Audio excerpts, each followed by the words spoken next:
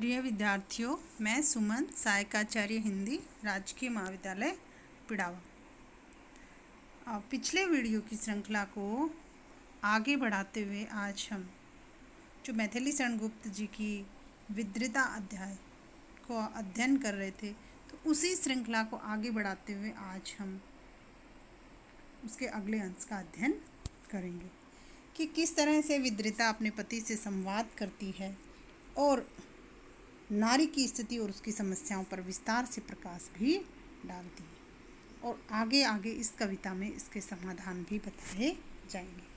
किस तरह से विद्रिता अपने पति से संवाद करती है और भारतीय नारी की जो स्थिति है उसका यथार्थ चित्रण करती है कि एक तरफ तो आप हमें अपनी अर्धांगिनी कहते हैं और दूसरी तरफ हमें इतना भी हक नहीं है जो आप हमें अर्धांगिनी कहती हैं, अपने शरीर का आधा अंग बताते हैं, और उसके बावजूद भी क्या शरीर के आधे अंग को ये इतना सा भी अधिकार नहीं है कि वो किसी को दान में कुछ दे सके और अपने आराध्य से, अपने इष्ट से मिल सके या उनके दर्शन कर सके। तो इसी कड़ी को आगे बढ़ाते हुए हम इस कविता के अगले अंशों का अध्ययन करेंगे। आगे विद्रिता कहती है कि मैं मर चुकी किंतु मरते ही ठंडी नहीं पड़ी हूँ, तुमसे दो बातें कहने को क्षण भर यहीं खड़ी। हम तुम पति पत्नी थे दोनों, दीक्षित इस अधवर में, पर मेरा पत्नीत्व मिटाया किसने यह पल भर में। मुट्ठी भर भी जो न दे सके, दासी थी मैं आह, यज्ञ भंग हो गया तुम्हारा, मेरा सब कुछ स्वाहा। वह गुण किसने तोड़ा जिसमें यह जोड़ा जकड़ा था, नर झकझोर डालने को ही क्या यह कर पकड़ा था।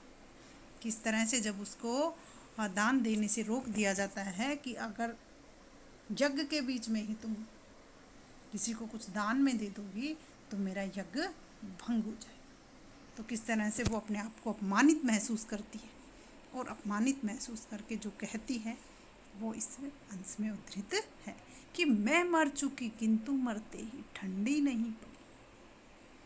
विद्रिता कहती है कि मैं मर चुकी हूँ, इतना अपमान सहने के बाद कोई जिंदा कैसे रह सकता है। मैं इस अपमान से मर चुकी हूँ किंतु मरते ही, लेकिन मरने के बाद भी ठंडी नहीं पड़ी, क्योंकि मरा हुआ इंसान ठंडा। और विद्रिता क्या कह रही है यहाँ कि मैं मरने के बाद भी ठंडी नहीं पड़ी हूँ। ठंडी क्यों नहीं पड़ी हूँ? तुमसे दो बातें कहने को क्षण भर यहीं खड़ी हूँ। आपसे दो बातें कहने को मैं कुछ क्षण के लिए यहीं खड़ी हूँ। हम तुम पति पत्नी थे दोनों, दीक्षित इस अधवर, कि हम और तुम तो दोनों पति पत्नी थे और दीक्षित थे, दीक्षा दी गई थी इस अधवर में, इस यज्ञ में। इस यज्ञ की वेदी पर बैठकर हम दोनों ने पति पत्नी के रूप में वचन लिया था। जब हमारा विवाह हुआ था तो इसी यज्ञ की वेदी के सामने बैठकर हमें दीक्षित किया गया था और आपने उस समय वचन दिया था कि आप हमेशा मेरी सम्मान करेंगे, आदर करेंगे। पर मेरा पत्नीत्व मिटाया किसने यह पल, पर मेरा वो पत्नीत्व एक पल में ही आपने मिटा दिया, एक क्षण में आपने मेरा पत्नीत्व मिटा दिया। उस यज्ञ की वेदी के समक्ष बैठकर जो हमने वचन लिए थे उनको आपने एक क्षण में ही भुला दिया। मुट्ठी भर भी जो न दे सके, दासी थी मैं आहा, कि मुट्ठी भर भी, क्या मुझे इतना भी अधिकार नहीं है कि मैं एक मुट्ठी भर अन्न किसी को दे सकूं? क्या मैं आपकी गुलाम हूँ? दासी थी मैं आहा, इसका मतलब तो मैं क्या था कि मैं आपकी दासी थी, आपकी वो दासी थी।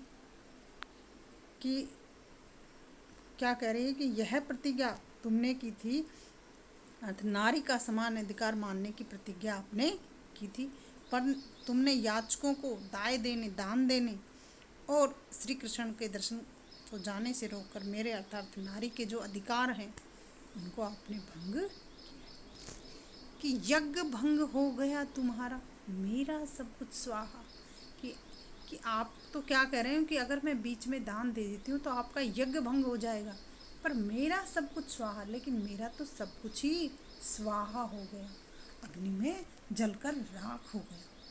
मेरा तो मान सम्मान, मेरे अधिकार सब कुछ ही अग्नि में जलकर राख हो गए। वह गुण किसने तोड़ा जिसमें यह जोड़ा जकड़ा था। वह गुण किसने तोड़ा? जब यज्ञ की वेदी के समीप बैठकर, उसके सामने बैठकर जो हमने वचन लिए थे, मेरे आदर सम्मान मान का आपने जो प्रतिज्ञा की थी कि मैं अपने समान आपको अधिकार दूंगा हमेशा, वो किसने तोड़ दी? यह जोड़ा जकड़ा था। यह जो जोड़ा है आपका और मेरा, जो उन गुणों में जकड़ा हुआ था, यह किसने तोड़ा? नर झकझोर डालने को ही क्या यह कर पकड़ा था। नर मनुष्य झकझोर डालने को लिए, क्या मेरा अपमान करने के लिए, मुझे निरादर करने के लिए, निरादित करने के लिए आपने मेरा कर यानी हाथ पकड़ा था। उस दिन आपने जो प्रतिज्ञाएं की थी कि आप मुझे हमेशा सम्मान देंगे, मेरा आदर करेंगे और अपने समान ही मुझे समझेंगे, लेकिन आपने तो मुझे एक मुट्ठी अन्न भी मैं किसी को आपकी आज्ञा के बिना नहीं दे सकती, तो क्या मैं सिर्फ आपकी दासी हूँ? क्या आपके वो वचन थे वो झूठ थे? आगे क्या कहती है कि कामुक चाटुकारिता ही थी, क्या वह गिरा तुम्हारी? एक नहीं दो दो मात्राएं, नर से भारी नारी। आहा यत्र नार्येषु वाक्य की पूर्ण सत्यता पाकर, क्यों न रमेंगे अमर तुम्हारे इस अध्वर में आकर।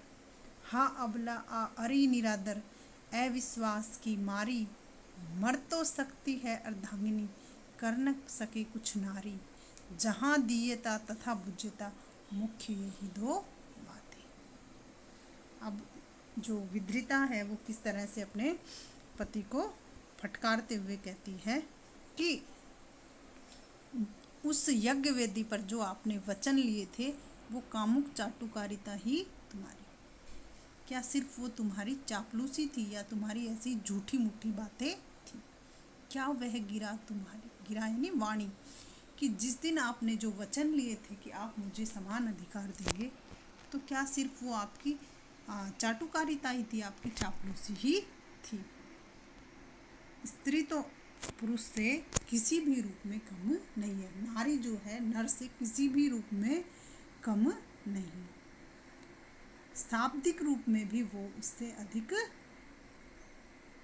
भारी। एक नहीं दो दो मात्राएं, नर से भारी नारी, कि शाब्दिक रूप में भी जो स्त्री है वो पुरुष से कम नहीं। नर में तो 2 ही मात्राएं होती हैं और नारी में 4 मात्राएं होती हैं, इसलिए नारी किसी भी रूप में पुरुष से कम नहीं है। एक तो वो पुरुष को जन्म देती है और उसी के साथ साथ उसमें उदारता, दया, ममता, त्याग, ये सब भावनाएं उसमें, ये सब गुण उसमें पुरुष से अधिक होते हैं। इसलिए नर से भारी नारी, आदमी से या नर से जो स्त्री है वो श्रेष्ठ होती है। उस श्रेष्ठ स्त्री को किस तरह से आपने इतना कमज़ोर समझ लिया और किस तरह से उसका निरादर कर रहे हो। आहा यत्र नार्येषु वाक्य की पूर्ण सत्यता पाकर, क्यों न रमेंगे अम्र तुम्हारे इस अध्वर में आकर। आहा वो आश्चर्य करती है और किस तरह से उस पर व्यंग्य करती हैं अपने पति पर। यत्र नार्येषु वाक्य की, कि एक तरफ तो आप क्या कहते हो, यत्र नार्येषु पूज्यन्ते रमन्ते तत्र देवता। इस संस्कृत की उक्ति का गुप्त जी ने कितना सुंदर ढंग से प्रयोग किया है कि यत्र नार्येषु पूज्यन्ते रमन्ते तत्र देवता। किस तरह से विद्रिता जो है वो व्यंग्य कर रही है, अपने पति को समझा रही है कि एक तरफ तो आप ये कहते हैं कि यत्र नार्येषु पूज्यन्ते रमन्ते तत्र देवता, कि जहाँ स्त्रियों की पूजा होती है या जहाँ स्त्रियों का सम्मान होता है वहाँ देवता निवास करते हैं, और दूसरी तरफ आप मुझे किसी को एक मुट्ठी दान देने से रोक रहे हैं। तो फिर आपके यज्ञ में पूर्ण सत्यता पाकर, इस वाक्य की पूर्ण सत्यता को पाकर, कि उस पर किस तरह से व्यंग्य कर रही हैं विद्रिता, कि एक तरफ तो आप यज्ञ कर रहे हैं, देवताओं को बुलाने के लिए आप यज्ञ कर रहे हैं कि देवता यानी आपके यज्ञ में आएंगे और आपका यज्ञ पूर्ण होगा। और दूसरी तरफ आप अपनी पत्नी को अपमानित कर रहे हैं। तो जब आप अपनी पत्नी को अपमानित कर रहे हैं तो यहाँ आप मुझे बताइए देवता किस तरह से आएंगे, क्यों न रहेंगे अम्र तुम्हारे इस अध्वर में आकर। वो उस पर व्यंग करते हुए कहती है कि बताइए किस तरह से आपके इस यज्ञ में देवता आएंगे और आपके इस अध्वर यज्ञ को श्रेष्ठ बनाएंगे, इसको पूर्ण करेंगे। हाँ अबला अरे अनादर, अविश्वास की मारी। किस तरह से वो विद्रता कहती कि हाँ कितने दुख की बात है कि एक तरफ तो आप ऐसे कहते हो कि स्त्रियों की जहाँ पूजा होती है वहाँ देवता निवास करते हो, दूसरी तरफ मुझे क्या कहते हो, अबला, जिसमें कोई बल नहीं। तो तुम्हारी कथनी और कथनी करने में कितना बड़ा अंतर है। तुमने नारी के अधिकारों को छीना और वह तुम्हारे द्वारा अपमानित और लांछित हो रही। मनुष्य उस पर अविश्वास करता है। वो किस तरह से कह रही है कि हाँ अबला अरे अनादर, कि एक तरफ तो तुम उसे क्या कह रहे हो, अबला अरे अनादर, और उसका तिरस्कार कर रहे हो अविश्वास की मारी। और इससे भी बड़ी बात यह है कि तुम उस पर विश्वास नहीं कर, उस पर अविश्वास कर रहे हो, उसको श्री कृष्ण से के दर्शन करने की अनुमति भी नहीं दे रहे। मर तो सकती है अर्धांगिनी, कर न सके कुछ नारी। देखो किस तरह से वो कहती हैं कि तुम्हारी पत्नी मर तो सकती है अर्धांगिनी, कर न सके कुछ नहीं। किस तरह से कि नारी जब पुरुषों पर अत्याचार का विरोध करने में समर्थ नहीं हो पाती तब उसे अपने जीवन का बलिदान करना पड़ता है। कि वो मर तो सकती है लेकिन कर कुछ भी नहीं सकती। जहाँ दीयता तथा भुज्यता, यही मुख्य दो बातें। दीयता देने का भाव और भुज्यता श्रेष्ठता, मुख्य यही दो बातें। किस तरह से यह जो कथन है, ये विद्रता किस तरह से इस अंश में अपने पति को धिक्कार करते हुए तिरस्कृत उस अपनी जो उन्होंने उसका निरादर किया उसका विरोध करते हुए और किस तरह से वो कहती है। और संस्कृत की उक्ति के द्वारा भी किस तरह वो अपनी बात को साबित करती है। तो इस अंश में संस्कृत की उक्ति का भी बड़ा ही कलात्मक प्रयोग हुआ है और समाज में जो नारी की स्थिति है उसका भी यथार्थ चित्रण यहाँ कवि ने किया है। इस अंश में अनुप्रास और विप्सा अलंकारों का भी सहज प्रयोग हुआ है। आज के इस वीडियो में इतना ही, और कल हम इसके अगले अंश को पढ़ेंगे। इसी कविता की कड़ी को आगे बढ़ाते हुए हम अगले वीडियो में इसको पढ़ेंगे। धन्यवाद।